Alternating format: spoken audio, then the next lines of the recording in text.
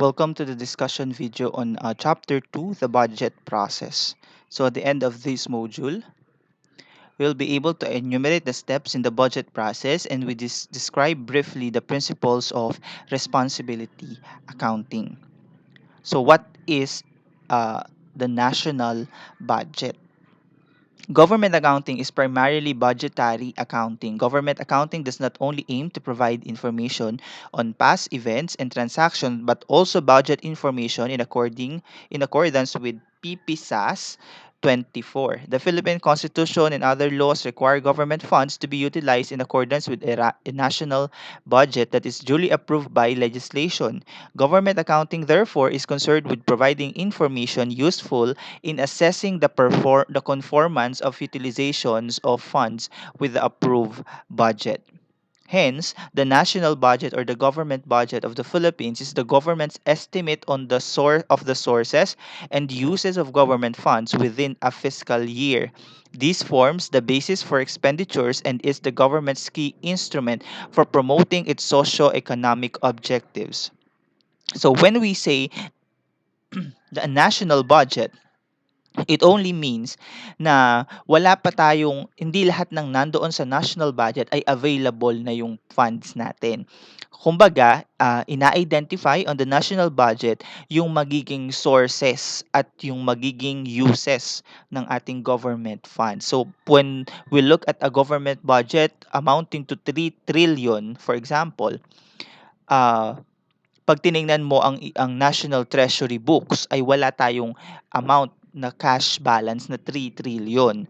Naka-identify lang sa national budget kung saan kukunin. It can either be a foreign loan, a loan to the World Bank, a loan to the Asian Development Bank, or it can be from internal revenue taxes generated from the Bureau of Internal Revenue, or pwedeng sa import duties generated from the Bureau of Customs. So naka-identify doon yung magiging sources. Kaya nga the BIR has its own targets for that particular year. So mahalaga na ma-achieve nila yung target nila because it will eventually affect the national budget if the sources of the funds will not be sufficient or it will not cover what is budgeted uh, as indicated in the national budget.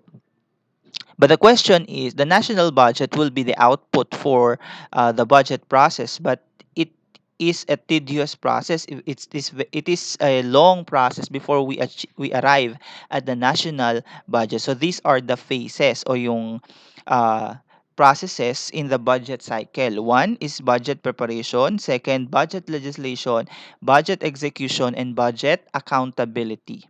So iisa-isahin natin lahat na yan because each phase has maraming pagdadaanan. So normally, if you look at you are looking forward to a SIPALE board exam, more of the conceptual question related to government accounting is yung identification kung anong phase ng government o ng budget process yon. For example, yung halimbawa budget hearing, saang phase yan ng budget cycle? Is it preparation, legislation, execution, or accountability? For example, uh, the Commission on Audit, auditing the books of a government agency, saang phase ng budget cycle yan. Yung pag-disburse ng pondo from one agency to a supplier, saang phase ng budget cycle yan. So mga ganong questions ang pwedeng ma-introduce or ma-meet mo during the SIPALE or during your review. So kailangan isa-isahin natin para alam natin kung saang phases of the budget cycle siya papasok. So let's look at the budget preparation phase now. So under budget preparation in the Philippines, it uses a bottom-up approach. What does a bottom-up approach means? Several parties participate in the budget preparation starting from the lowest to the highest levels of government. Kaya siya bottom-up. Government agencies are also tasked to increase the participation of citizen stakeholders in the budget preparation. The opposite of bottom-up is top-down, wherein the budget preparation starts from the agency heads. And normally, ang ginagamit sa government is the bottom up. So, yung lowest units of a government agency, inihingan niya ng budget until i-consolidate at the agency level, and then i-consolidate at the department level, then i-consolidate yan yung buong budget for the entire nation. Okay, in 2011, however, the Philippine government attempted to start a new tradition by shifting from the old incremental system of budgeting to a zero-based budgeting approach. So kung natatandaan mo yung concept ng budgeting as discussed, yung zero-based budgeting as discussed in your, nababanggit ito in the management accounting subjects, ito, essentially, yung concept nun ay parehas sa government accounting. So, what happens in 2011? Dati kasi incremental budgeting. So, what is incremental budgeting? Tingnan natin. The current year's budget is formulated based on the previous year's budget, which is adjusted for any variances experienced in the past. Presumably, the proposed programs and expenditures in the previous year are automatically approved in the current year. It uses a rollover approach. It is prone to abuse. So, what is the logic under incremental budgeting? So, kapag incremental budgeting ka, gagamitin mo yung last year's budget mo, then mag-adjust ka lang sa variances. So, the variances can either result to a reduction on your budget or an increase to your budget. Pwede kasi na nakita mo na malaki yung savings mo, so pwedeng liliitan na natin yung budget for this year. Pwedeng nakita mo na marami ka pang programs na hindi na-accomplish based on your previous year's budget, so pwedeng i-increase natin yung budget mo. So that is incremental budgeting. Gumagamit yan ng rollover approach. Ibig sabihin, yung mga natira mong budget for the particular year can be carry over on the succeeding year. Yan yun yung incremental, tas dadagdagan na lang. Ganon.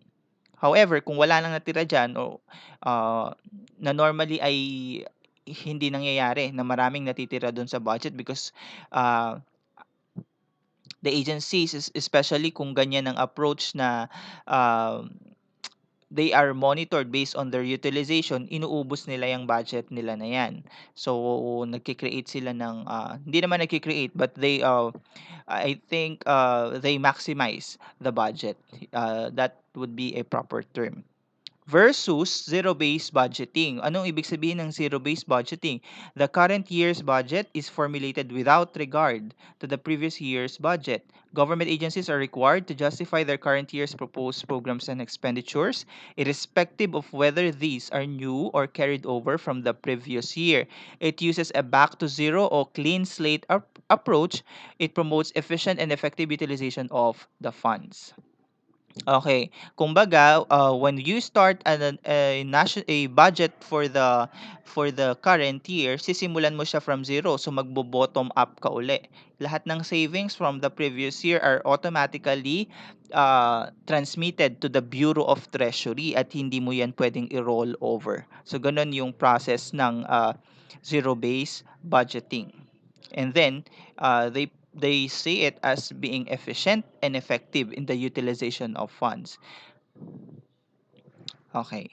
Kasi the tendency under the rollover approach is uh, yung mga natitirang saving, kumbaga, yung mga agency nagiging lax sila on the use of the funds. So kapag sobrang laki ng mga savings niyan, naro-roll over din naman on the succeeding year. So parang nagiging okay lang. So what happens when masyadong malaki ang savings ng isang agency at pwede niya itong i-roll over on the succeeding year, magiging ano yan, kampante yan on the use of the funds.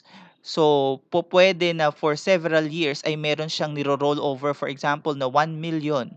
Tapos, while other government agencies ay hindi naman sapat yung budget, merong mga government agency na ang lalaki pa ng natitirang savings. So, ito namang si national government nangungutang pa ng funds para lang ma suportahan yung program ng ibang government agency, samantalang sa isang agency naman pala ay may ganitong funds. So imagine the interest on the indebtedness of the national government. So kaya nila formulate on the use of zero-based budgeting to encourage efficient and effective utilization of the funds. Okay, the question now is, papaanong nagsisimula yung budget preparation? It starts with the budget call.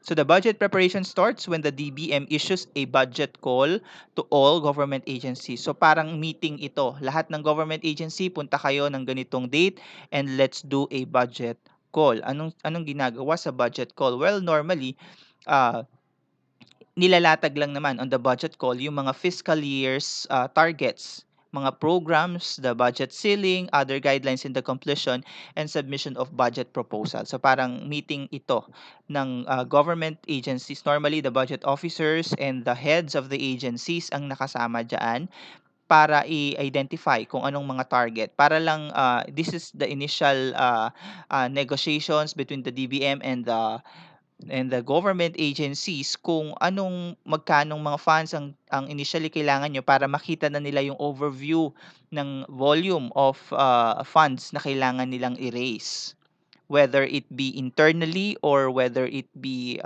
externally funded or through foreign loans. Okay, so nababanggit under the budget call yung mga concepts. Let us look at this, yung mga related relevant terms such as a balanced budget. What is it? It is when we say a balanced budget, tinitingnan dito yung estimated revenues versus the estimated expenditures. Dapat the revenues should exceed the expenditures. Yan yung concept ng balanced budget. Because if the revenue exceed expenditures, the government has a surplus, and if otherwise, the government has incurs a deficit. The annual budget, it is a it covers a period of 1 year and forms the basis for annual appropriation. So ito po yung General Appropriations Act, yung annual budget, because that is passed annually. A special budget provides for items not adequately covered or not included in the GAA or the General Appropriations Act. So all items na gusto nating budgetan that is not included in the GAA is classified as a special budget.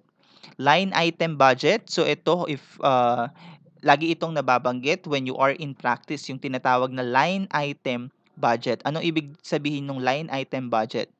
Kumbaga parang sa accounting, this is the account title ng budget. It focuses on specific expenditures such as salaries and wages, travel expenses, freight, supplies, materials, and equipment. So halimbawa, ang tanong sa iyo ay, magkano yung line item budget ng salaries and wages? So ganon. So sasagutin mo lang siya. Ang ibig sabihin lang nun, magkano yung budget for salaries and wages lang, for travel expenses lang, ganon. Performance budget is a plan of activities to be undertaken including the related costs. So dito, may budgetary, may quantitative information at merong qualitative. Ano yung qualitative? Yun yung activity. So activity and then the costing. Ganon siya. Obligations budget, it focuses on expenditures incurred in the current year which are to be paid either in the same year or in the following year. So later we will discuss yung obligation accounting kasi sa government that is unique. Bago mo yan bayaran, kailangan it should be documented through an obligation request. Yung obligation na yan, um, i- this is kumbaga this is a contract which binds the government to pay a sum of money uh, within an agreed period of time. Ganon siya yung obligations. Okay, so after a budget call, after calling a meeting, we will proceed with after ma-identify yung mga targets, budget ceiling, and other guidelines related to the budget proposals na igagawin ng mga government agency, we'll look at the second step in the budget nandito pa rin tayo sa budget preparation, ha. We look at budget hearings. So, the budget hearings are conducted after the agency submit their budget proposals. So, okay na dito. Nag-submit na ng budget proposals sa DBM. So, each agency defends in the budget proposal before the DBM. The DBM deliberates on the budget proposals, makes recommendations, and consolidate the deliberated proposals into the National Expenditure Program. Please take note of this and the budget of expenditures and sources of financing kasi ito ay mababanggit na on the succeeding discussions. The DBM then submits the proposed budget to the President. So, kanina nag-budget call ka and now nag-budget hearing. So, kumbaga ina-identify dito kung alin yung siguro mga priority projects, puwedeng kung ano yung mga items na puwedeng bawasan yung budget. ah, So yan ang dinideliberate ng DBM dyan. At kung in-approve nila yan, they will consolidate the deliberated proposals into the National Expenditure Program. Ang sinasabing consolidation dito ay the DBM kasi dyan siya ang deliberate ng lahat ng budget proposals ng lahat ng agencies. So gagawa siya ngayon after okay na sa kanya yung budget proposals ng lahat ng government agency, gagawa siya ng National Expenditure Program for the entire nation. Tapos, naka-indicate din dyan yung budget of expenditures and sources of financing kung saan kukunin yung lahat ng perang naka-identify doon. Number three, then isasubmit niya yan sa president. Okay, next. Sir, bakit nasa president ka agad? Okay, bago ka magtanong, let's discuss muna ito. Kasi ang idea mo diyan ay kapag na kay president, i-approve niya na yan, hindi ba? Okay, let's take a look at number three. Presentation to the Office of the President. The President and Cabinet members review the proposed budget. After the President approves the proposed budget, the DBM finalizes the budget documents to be submitted to the Congress. At this point, the proposed budget is referred to as the President's budget. The President's budget contains the following documents which are intended to assist the Congress in the review and deliberation of the proposed national budget. Okay.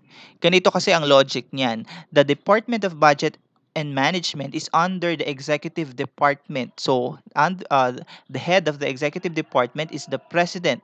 So, therefore, yung report ng DBM should be forwarded to the head of the department, which is the president. So, anong gagawin ni president yan? Because initially, the president will look at the proposals, the budget documents diyan. Hindi pa yan yung final approval of the budget.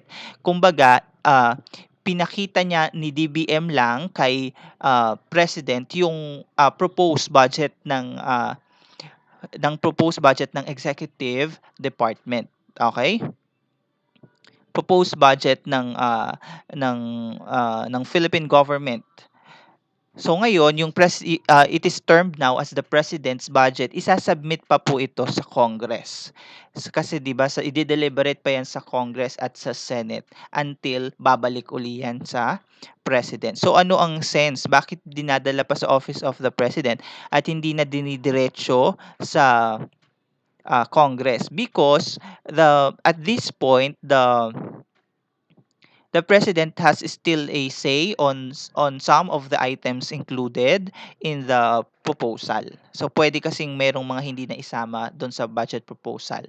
Baka mamaya ang mangyari diyan ay napakaraming items na i-veto niya at the end. So kaya dinadala pa muna natin sa Office of the President. Yan. And anyway, the budget is ang budget naman ng isang bansa ay nakabase lagi sa fiscal policy ng presidente ng bansa kung anong mga priority program niya. So it is proper that the budget proposal uh, will be coursed through the president. So now, having the budget dubbed as the president budget, it will consist of one, the president's budget message. This is regarding the fiscal policy of the president, the national expenditure program na ginawa ni DBM, the budget of expenditures and sources of financing na ginawa ni DBM dito as reviewed by the Office of the President, and other documents that is necessary to further explain the items included in the NEP and the BES-F. Okay, let's look at the relevant provision of the law. The President shall submit the proposed budget to the Congress within 30 days from the opening of every regular session. So kung madidinig mo sa mga balita, nag-open na ang regular session, doon na magka-count. Dapat na-submit na yung proposed budget to the Congress within 30 days from the opening of every regular session. That is lifted under Article 7, Section 22 of the Philippine Constitution if you want to refer it.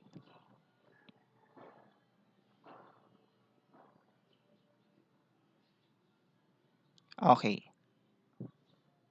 let's look at the excerpt from the President's budget message. So ano ba ang nilalaman nun? So tingnan mo lang yung excerpt 1.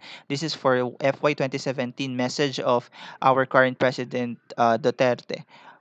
Ang nakalagay dyan, I have the honor to submit to you, to the President of the Senate and the Speaker of the House, the proposed national budget for the fiscal year. So let's look at excerpt number 2.